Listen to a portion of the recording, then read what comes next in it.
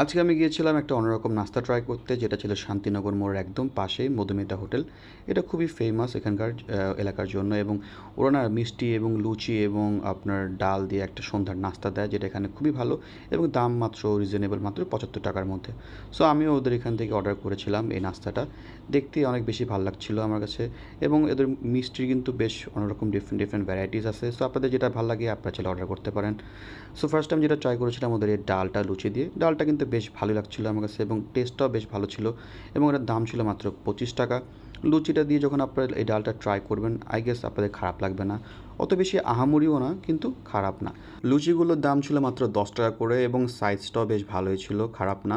কিন্তু আমি একটা কথা বলতে চাই, এই লুচিগুলোতে না বেশ ভালোই তেল ছিল। সো আপনারা যারা তেল পছন্দ করে না খাবারে, তারা কিন্তু এটা অ্যাভয়েড করেন, এটা খাবার ট্রাই করেন না।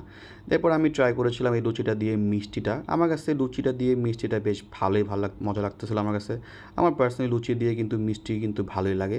সো আপনাদেরও যদি এরকম নাস্তা খেতে ইচ্ছা করে, তাহলে কিন্তু আপনারা চলে যেতে পারেন শান্তিনগরের এই দোকানে ট্রাই করতে। Bye bye.